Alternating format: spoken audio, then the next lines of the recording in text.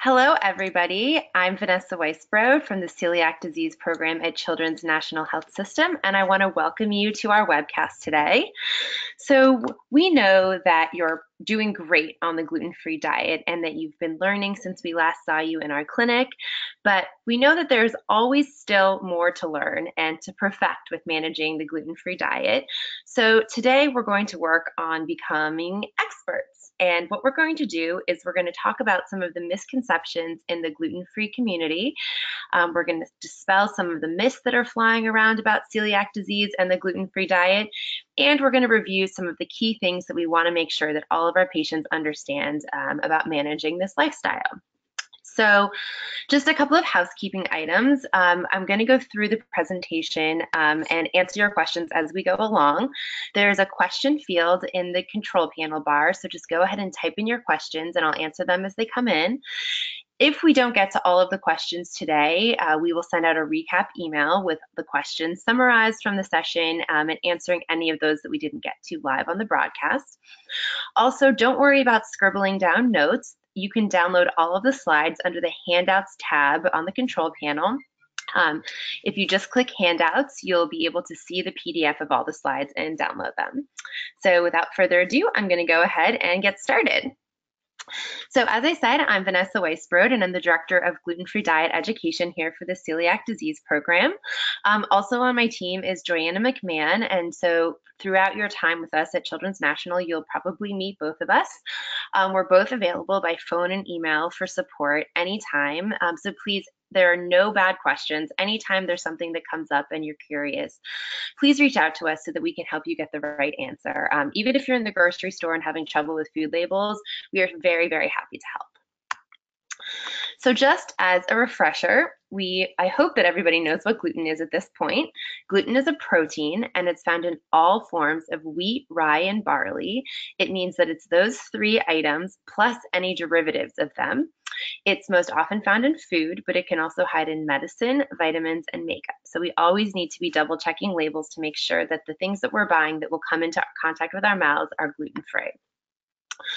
But the good news, and something that I hope that many of you and your children have begun to experience already, is that when you strictly follow the gluten-free diet, you can begin to feel relief in just a few weeks from the symptoms, although it is not uncommon at all for it to take up to 6 months in children and up to 2 years in adults. So the transitioning to the diet is not an immediate thing, and the symptoms don't always resolve immediately. It can take some time. So even if today is your 3-month follow-up or 6-month follow-up or even your 12-month follow-up, you may still be working towards that total relief. So just as a quick review, these items up on the screen right now are safe gluten-free ingredients. This list is not exhaustive, as I know you know. There are thousands of naturally gluten-free ingredients that exist in grocery stores, like fresh fruits and vegetables, proteins like fish and chicken and beef and shellfish, that are all naturally gluten-free. So these are just some of those common ones that we talk about when it comes to flours and grains. So this is a great list to keep handy when you're grocery shopping, just as a reminder of all of the dozens of things that are naturally gluten-free and safe to eat. Now, this is a really important list. This is a list of safe gluten-free food additives. Over the last several months, you may have started to become familiar with these. This is a list that I like to keep handy personally because they're words that don't just roll off our tongue. They're things that are confusing, there's lots of letters in them, and not quite that easy to remember. So this is a great list to keep handy. You can download it and have it always with you in our digital app. It's free to download, and we'll have information to make sure you have that downloaded onto a smartphone before this presentation ends. But this list is available, as is the safe foods list. So if you're ever in the grocery store and you're not sure of what a name of something is on the food label, you can refer to this list to make sure it's safe. Now, this is probably the most important list that we're going to talk about. As you know, these are foods that contain gluten. So these are those derivatives of wheat, rye, and barley that I was talking about.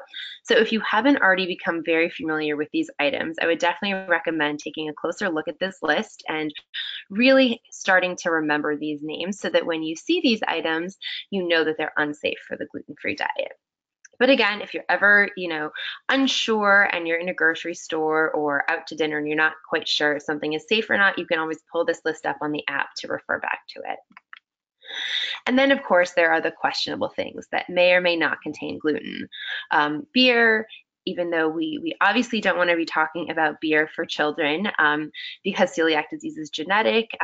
Parents may also have celiac disease, and at some point your children will become 21, and we do want to make sure that they're making safe choices.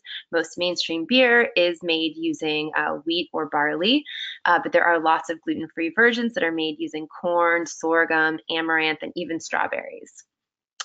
Items like beef, chicken, fish, and vegetable stock, oftentimes these items do contain wheat starch as a stabilizer, so be sure you're double checking. Brewer's yeast, fillers in food could be wheat, corn, potato, or things like soy. Beauty products like lipstick, lip gloss, and lip balm.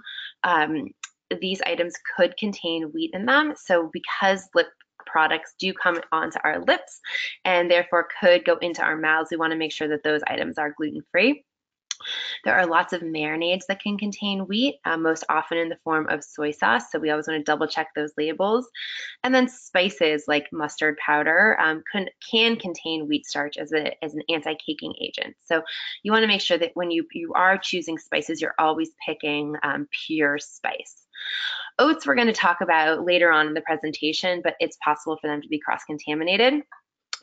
For little kids, it's very important to remember that Play-Doh may contain wheat.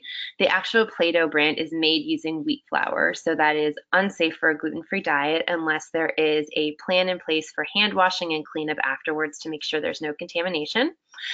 But there are lots of gluten-free options. Crayola has gluten-free dough products. You can make your own using rice flour.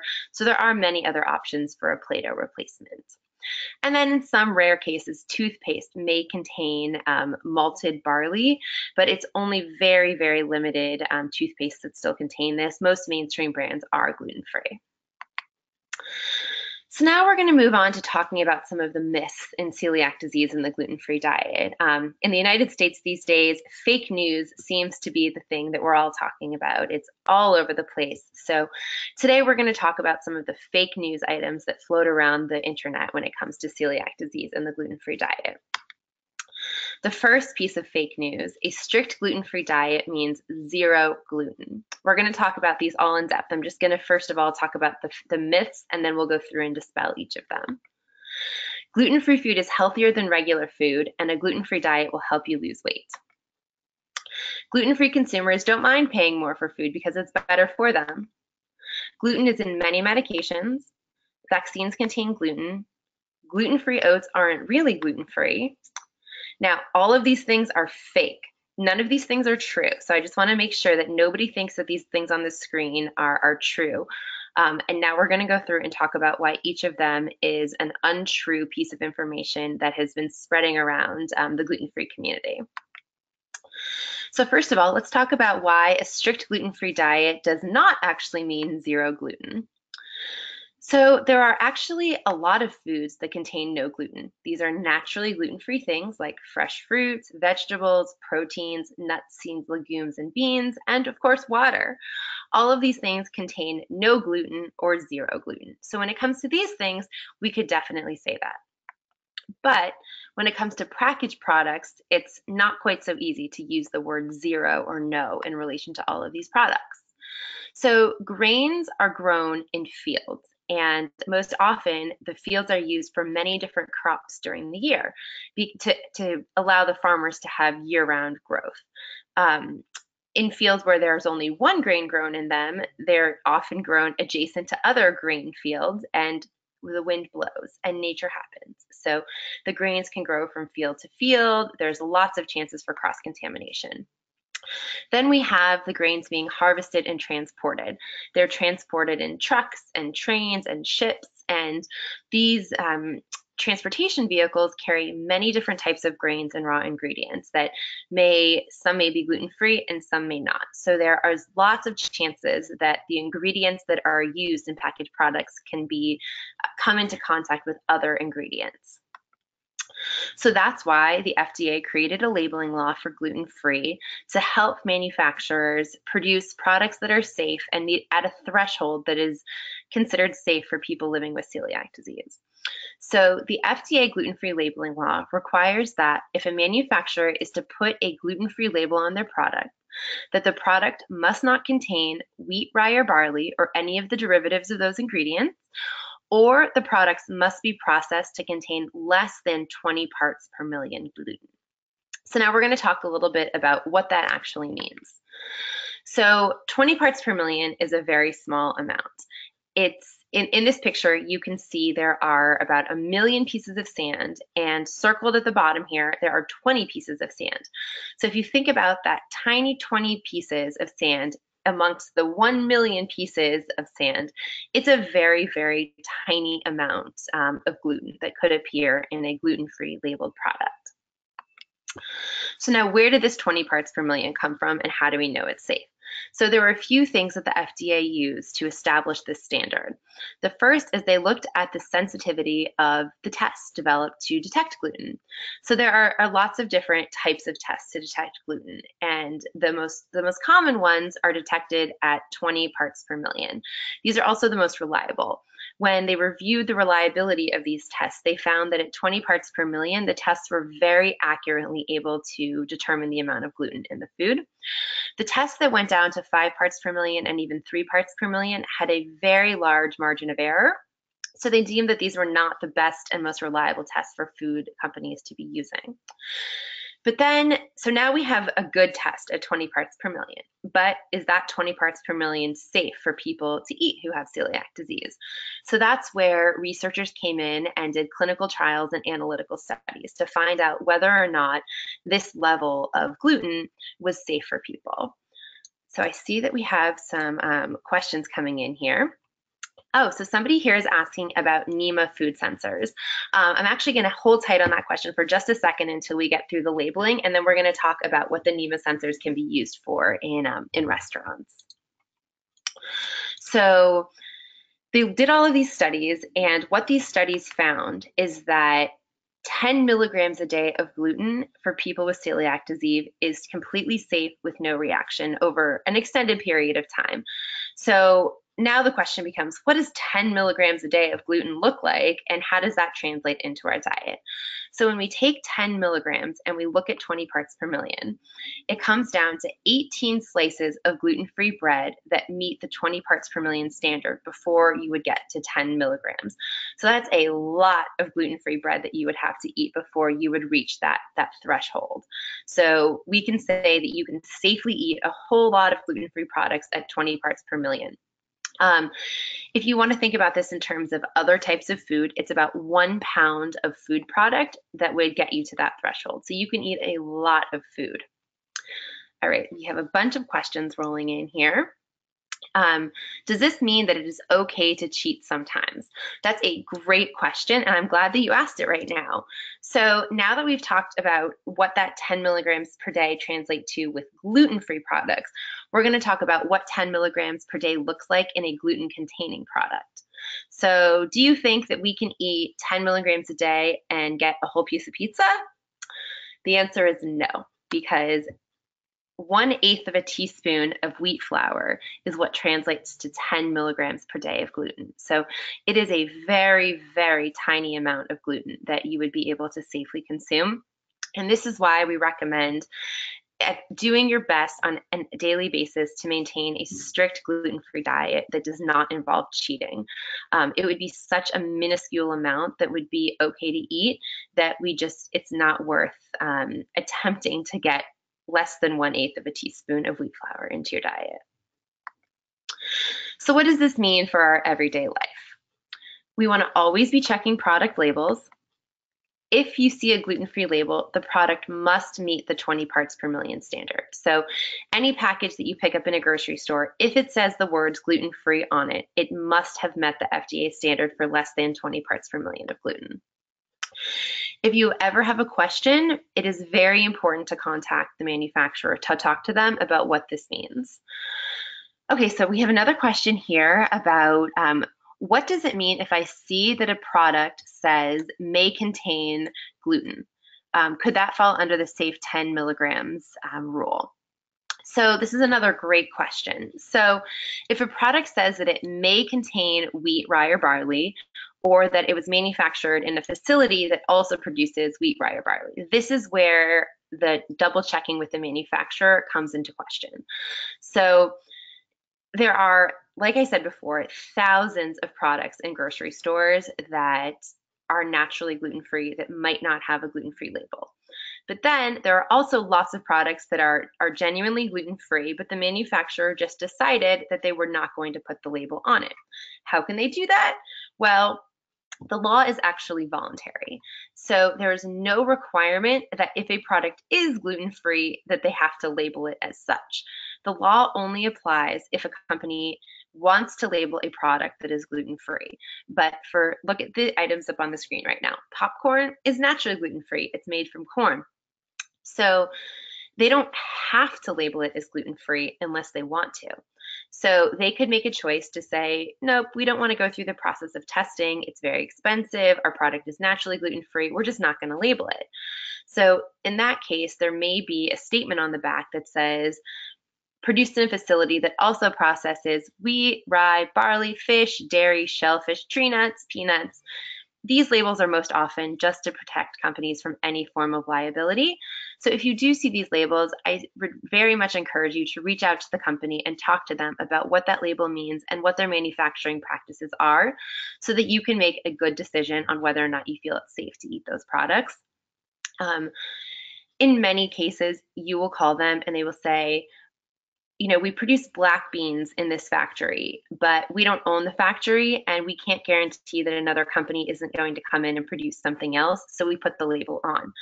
However, the lines are cleaned thoroughly in between manufacturing any different type of product, and there is a small chance for cross-contamination. In those cases, it's probably okay to eat the products, but it is always good to check just to hear from the company how they make sure that food is safe. So like we said before, there are thousands of items that are naturally gluten-free that you're not going to find a label on. Again, things like apples, zucchini, cabbage, cauliflower. These items aren't going to have a gluten-free label on them, but they are safe to eat. Now, what does this 20 parts per million standard mean at restaurants? So lots of restaurants today have gluten-free menus, but those menus are not subject to any regulation. All the menu signifies is that the restaurant deems the items on the menu to be gluten-free, but there's no laws from the FDA or the government regulating what goes on those menus. So for example, you see here gluten-free bread. The restaurant probably purchased that bread and it had a gluten-free label on it, meaning that it was tested to below the 20 parts per million threshold.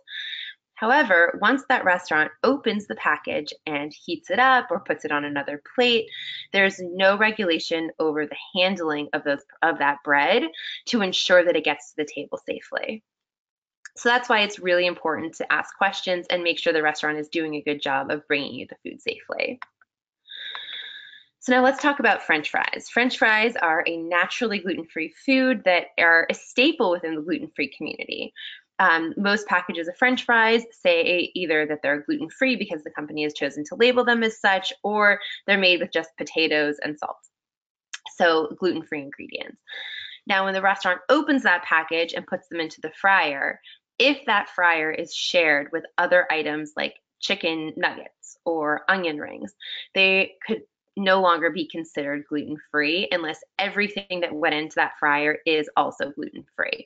So it's very important if you're going to order French fries in a restaurant that we always ask questions and make sure that they're being fried in a dedicated fryer or baked in an oven away from cross-contamination. Now, steak is something that is considered naturally gluten-free.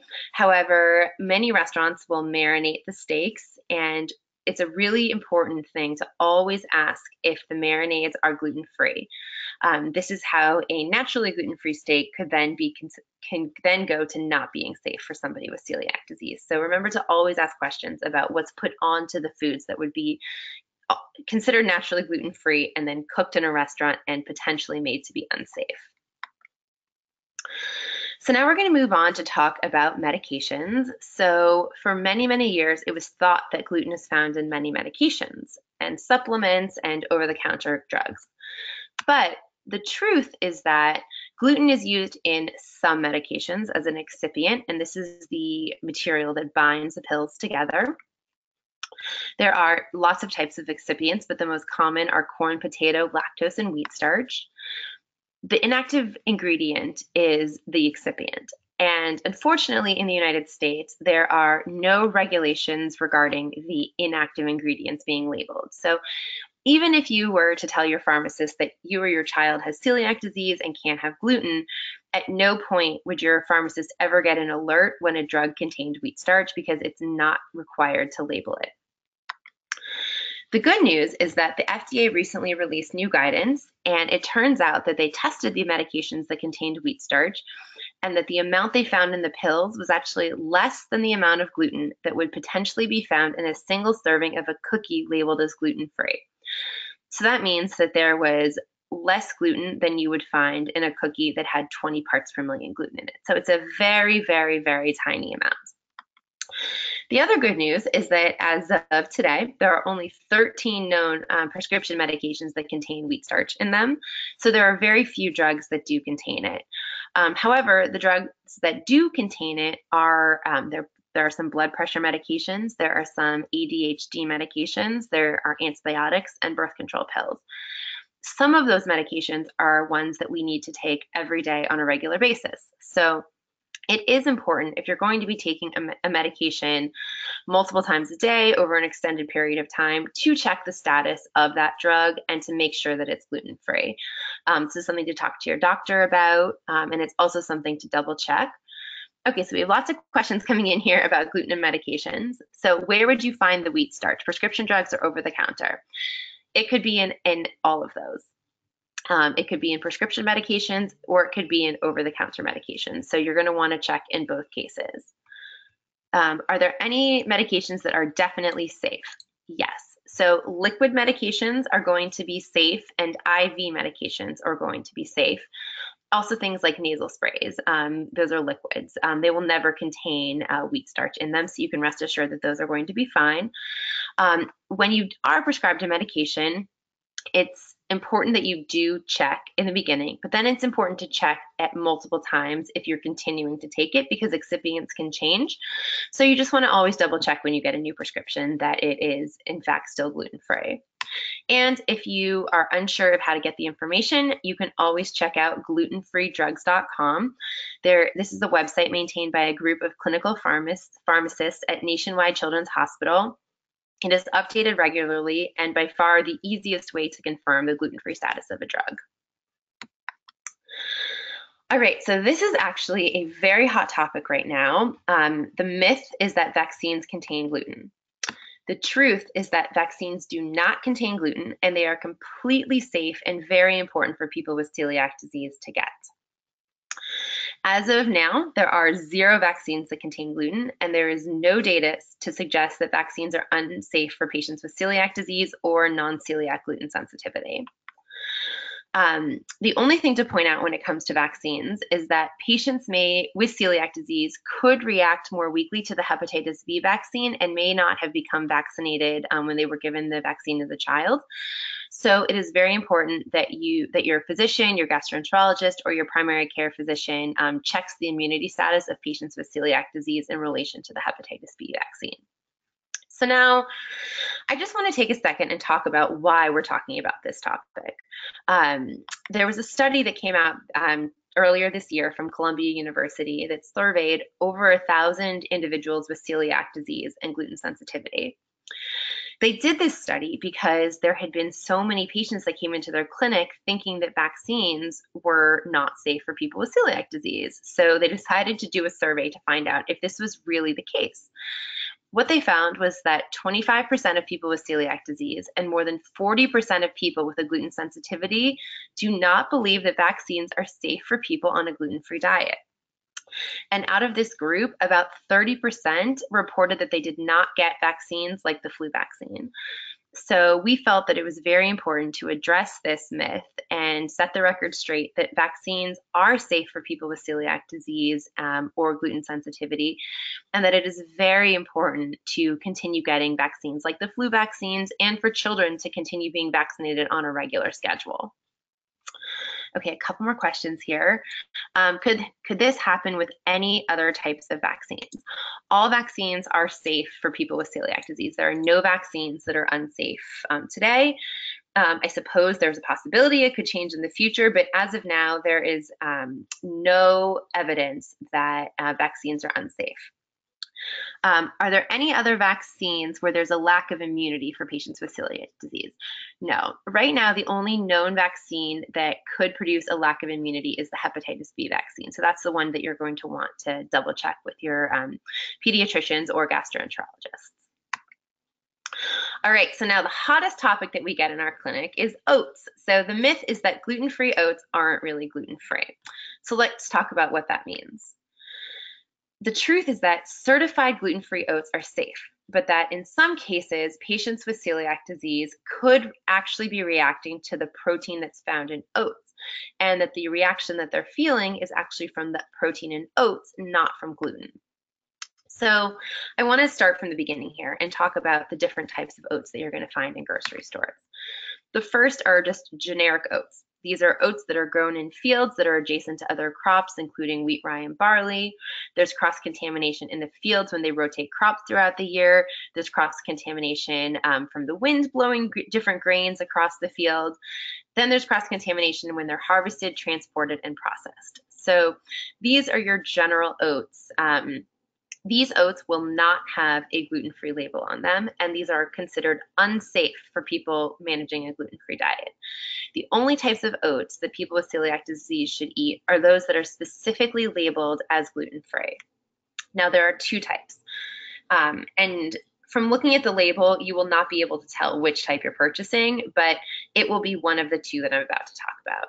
The first is Purity Protocol oats. These are oats that come from pure, uncontaminated seeds that are grown in fields that have not harvested wheat, rye, or barley for at least 3 years.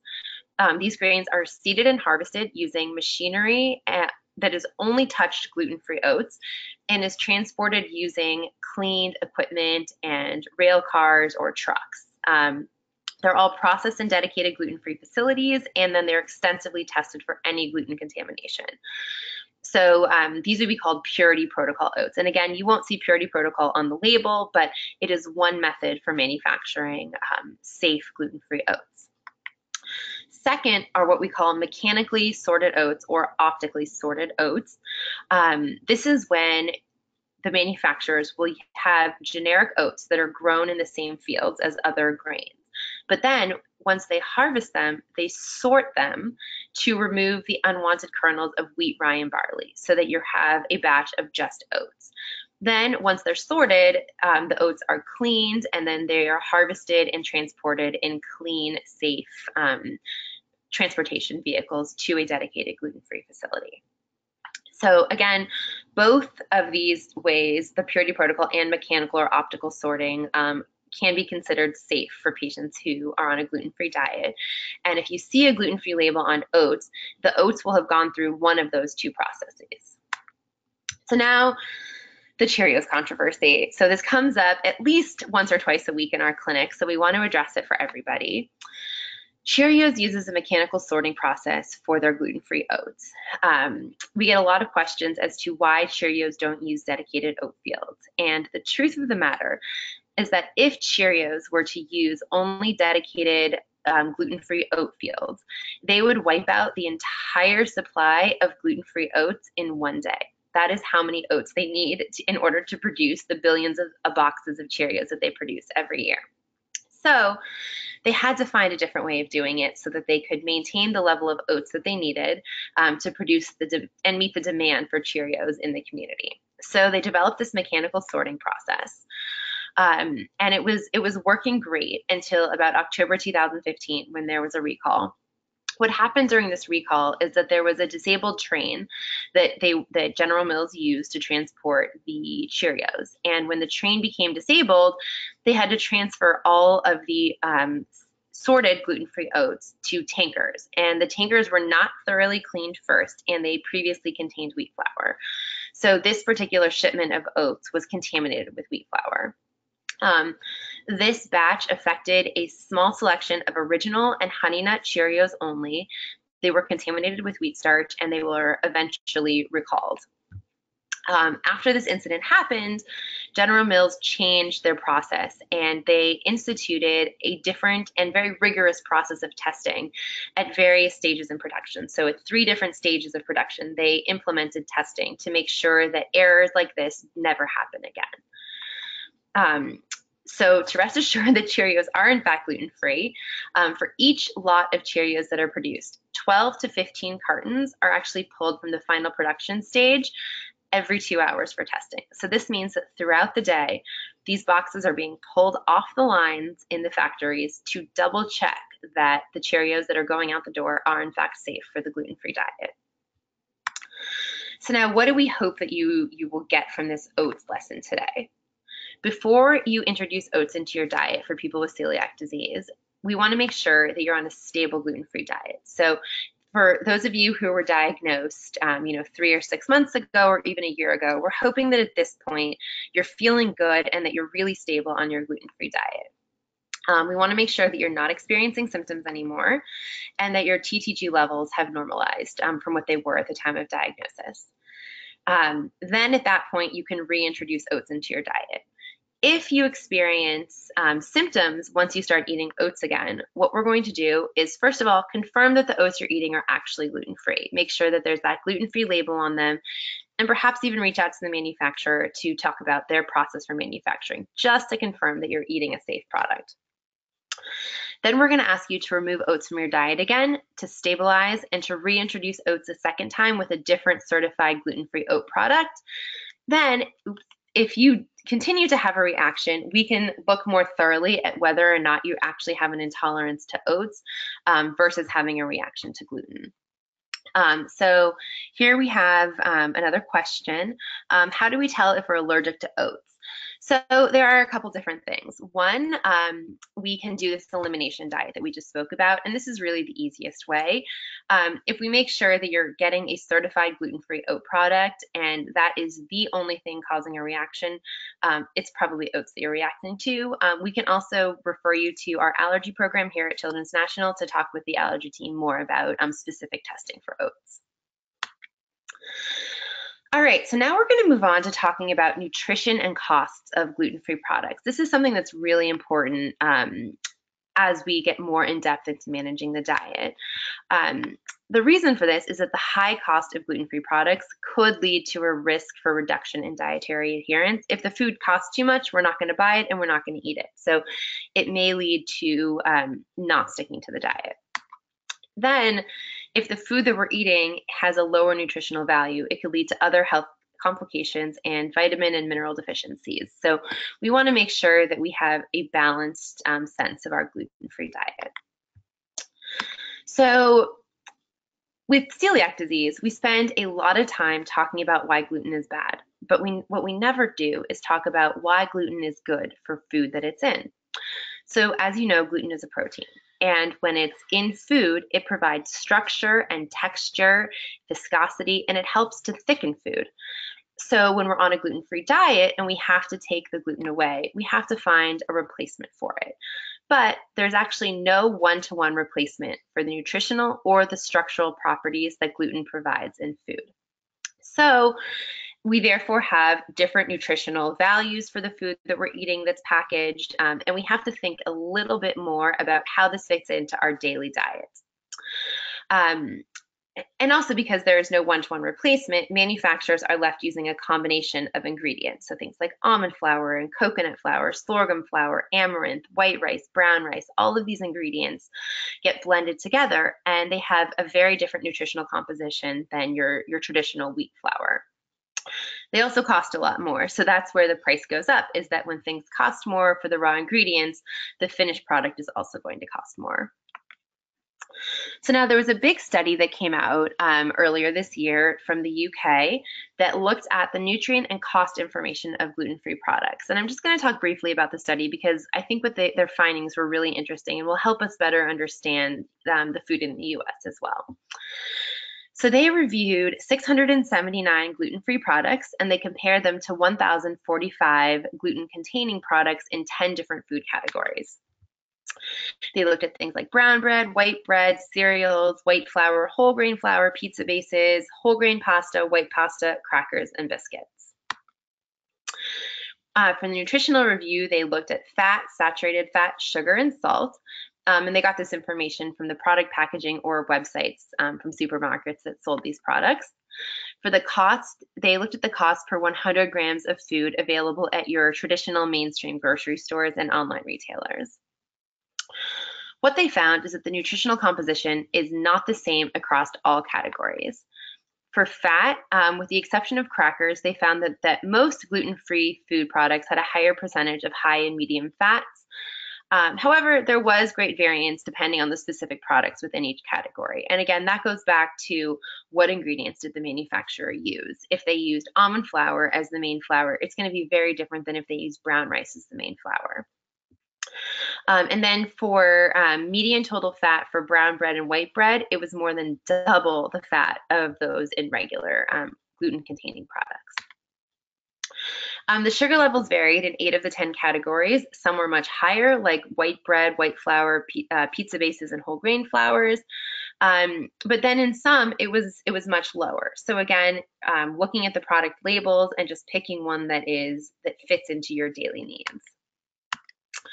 When it came to protein, it was almost consistently lower in all of the gluten-free products.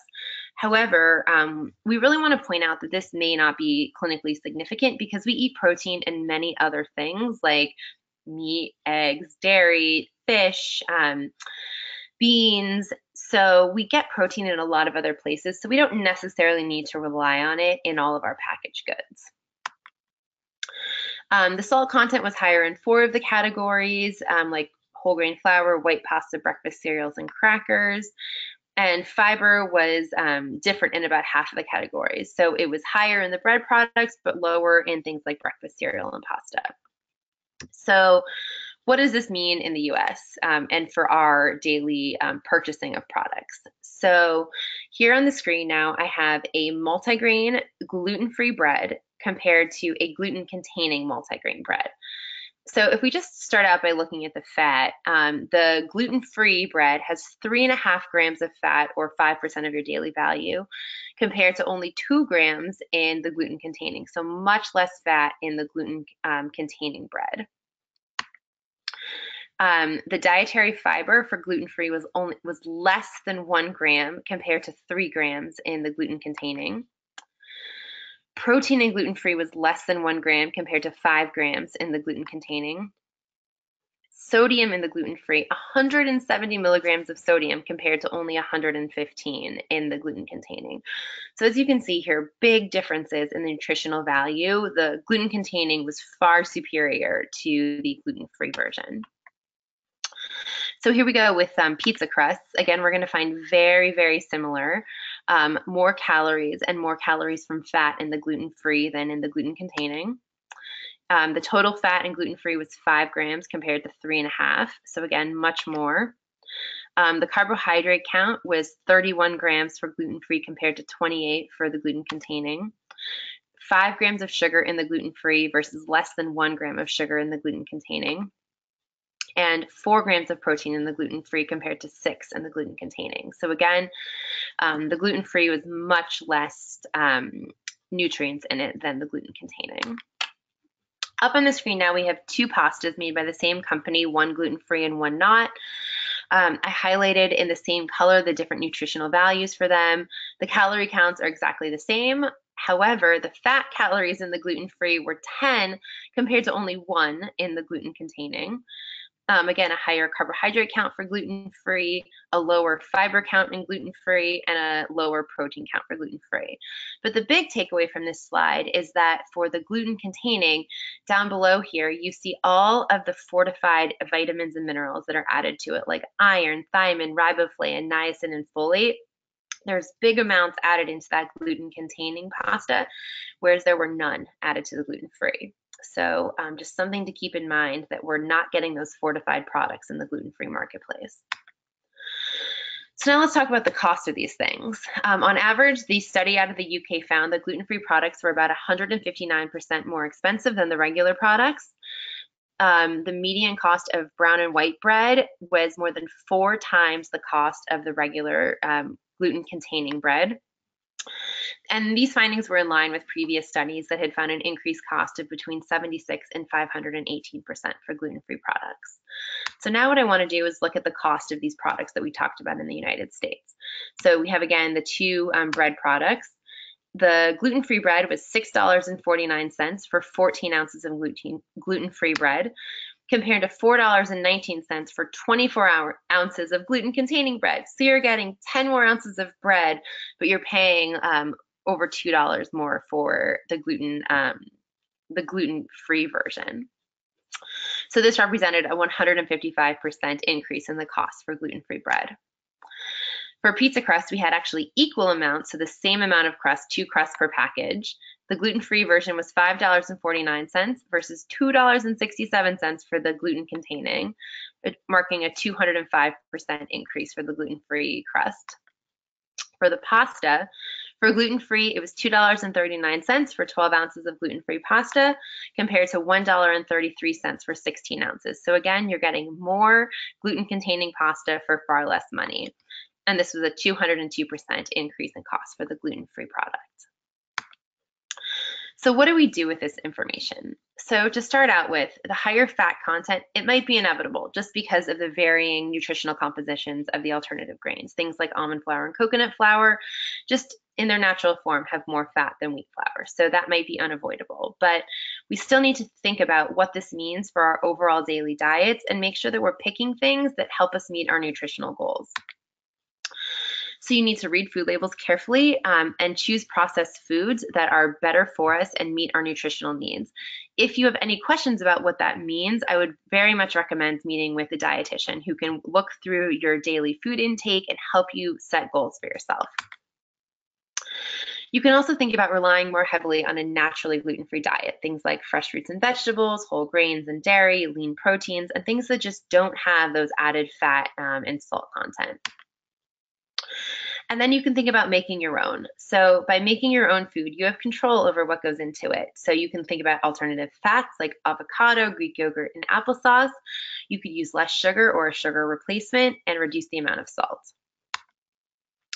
So up on the screen now, I have a nutrition comparison. I've talked a lot about these nutritional components of the gluten-free ingredients, and so I wanted to take a second and just really look at what that means. Again, don't worry about scribbling this down. You can download this handout from the slides.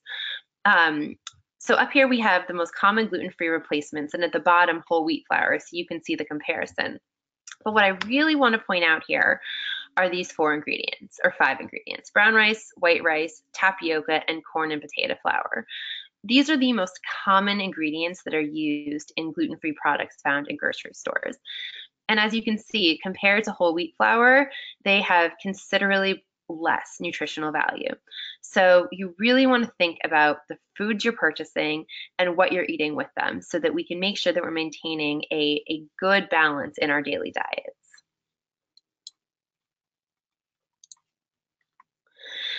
So I know that I just very briefly touched on these alternative grains, but we have lots of ways that you can learn more. We do have a whole YouTube series about cooking with alternative grains that you can watch on YouTube. The link is up on the screen now. We also have live in-person classes at Whole Foods Market, the 3rd Thursday of each month at Whole Foods Market in Friendship Heights. from 4 to 5:30. We also have classes at the Fairfax Whole Foods store as well, and all of these are listed in our Celiac Disease Program digital app, which I'll have a link to download if you haven't already at the end of the webcast. So let's see questions here. Do you have a targeted list somewhere of what ingredients we should be looking for? Yes. So also within the app, we have all of this information looking at the different types of gluten-free grains, suggestions for using alternative flours, how to make blends of these flours. And again, I would recommend watching the video and attending one of the classes. We'll also have webcasts coming up in the future talking more about this as well.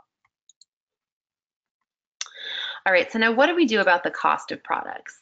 So like I said before, when we have a greater cost for products, it becomes more difficult to manage the gluten-free diet. So the best piece of advice I have is to shop around. Look at different stores for better prices and sales. The cost of these products varies dramatically day to day and week to week. So shop around at different stores in your area and see where you can get the best price. Consider sticking to lower cost grains like brown rice and corn.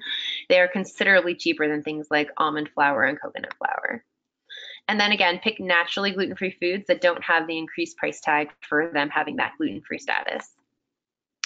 You might also consider buying in bulk. I do this all the time, buying online, buying big batches of gluten-free products so that you have more of them. The cost will be much cheaper. Or reach out to your local support group or co-op and see if they buy in bulk, and then you can buy through them. You'll get much better prices that way as well. So now I did this fun little comparison here of the same loaf of gluten-free bread at 3 different stores today. So this was the price this morning on these breads, the same exact bread at 3 stores in the exact same town. So now, just everybody, I want you to think in your heads of where you think the cheapest one was from and where you think the most expensive one was from. And now I'm going to tell you. I was stunned. We think of Whole Foods as this very high-level specialty market, but it turned out that this morning the gluten-free bread was actually the cheapest at Whole Foods. Tomorrow, this probably won't be the case. So, like I said before, shop around. Look for stores having sales and deals, and stock up when you can. Gluten-free bread freezes wonderfully, so you can, buy a few loaves at a time. In this case, it's $1.50 cheaper than a different store to buy that loaf at Whole Foods today. So that $1.50 will add up a lot if you buy in bulk. So that's just something to consider. So the takeaway message: nutritional value of products varies dramatically. Read labels carefully and make informed decisions when buying packaged products. And if the costs do become a barrier, please reach out to us so that we can help. We're really great at helping find good prices on things, and we are here to help you. So please reach out to us if you feel cost is a barrier. And again, buy in bulk, shop around, or reach out to myself and Joanna so that we can really help to make sure that you are on a successful gluten-free diet and doing it in a way that works for your family. So now we've talked about all the fake news, but now I want to talk about real news from our program here at Children's. So as I've talked about throughout the presentation, we have this wonderful digital app. It's called the Celiac Disease and Gluten-Free Diet Digital Resource Center. It's available for free in the Apple iTunes Store or the Android Marketplace. Within this app, you will find everything we talked about today, including your safe and unsafe ingredient list, grocery shopping tips, a whole series of gluten-free recipes, many of which have cooking videos attached to them. You'll get to hear our great Gluten-Free Guide podcast, our events calendar that have all of our monthly classes and webcasts in them. We have a great gluten-free blog that has lots of hot topics. And we also have continuing education seminars led by some of the most wonderful experts in the celiac disease and gluten-free community. So I would really recommend downloading it if you haven't already and checking out some of the tools within the app. And as I mentioned, we have lots of classes that happen on a regular basis. We have classes at the Whole Foods Market in Friendship Heights, as well as in Fairfax. We also have a monthly webcast series with different hot topics. We have at least one hot topic every month, as well as a grocery store webcast every month, and several throughout the year about going to school and managing a gluten-free diet. So I would definitely recommend downloading the app and checking out all of the classes that are available to you and your family. So now I'm going to just pause for a moment and see if we have any more questions that are coming in. How do I know if a product is good or bad for me? So that's a great question. Everybody has different nutritional needs and goals that we should be meeting. So the first step, I think, is to sit down with a dietitian. We have a dietitian at our program, or there are many great dietitians in the community who can sit down with you and look at the different types of foods that you're eating and help you come up with a plan for meeting your nutritional goals. They can look at your blood test and evaluate any potential deficiencies and then help you set goals and develop a list of foods and types of meals that you should be eating to meet those nutritional goals. Do you have a list of recommended safe restaurants in the area? We do. Also within the app, if you click under resource materials and dining in restaurants, you'll find our restaurant guides to the Washington, D.C. metro area.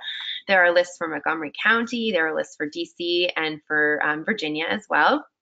And if there are folks watching from other states in the country, we also do have lists from other areas as well.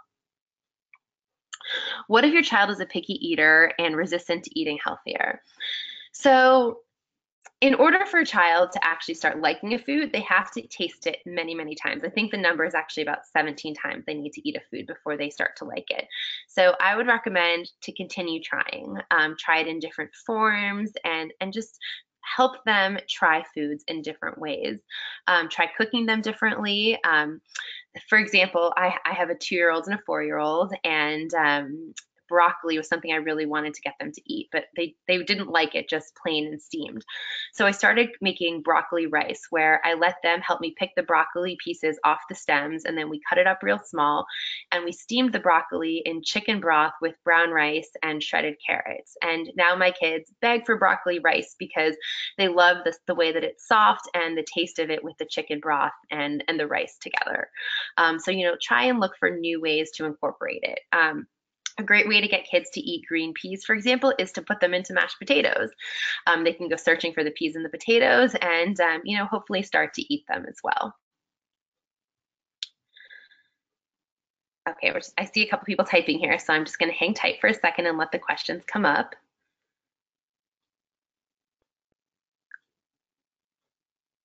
I also have a 4-year-old child with celiac disease, and they only want to eat Lucky Charms. Are there other suggestions you have for better for them cereals? Yes, absolutely. So Lucky Charms are gluten-free and definitely okay in moderation. But there are lots of other choices for cereals. The whole line of Chex cereals are naturally gluten-free, so that's a great start, with the exception of Wheat Chex. Wheat Chex are not gluten-free, but Corn Chex, Rice Chex, Apple Cinnamon Chex, Chocolate Chex are gluten-free. And then there are many varieties of Cheerios that are naturally gluten-free as well. Not all, but many of them. There are also cereals like Puffins that are wonderful. They have a new berry cereal that are great for kids. They're colorful and they taste really good as well. All right, well, we are just about out of time, so I just want to thank everybody for joining today's webcast. And if you do have more questions, please don't hesitate to type them into the question field. They will still get emailed to us, and you will get a response from us as soon as possible. So I hope that everyone enjoyed today's presentation. And again, please reach out to us at any time. My email is vweisbro@childrensnational.org, and our team is here to help you. So anything you need, please reach out. And I hope everybody has a wonderful rest of your day.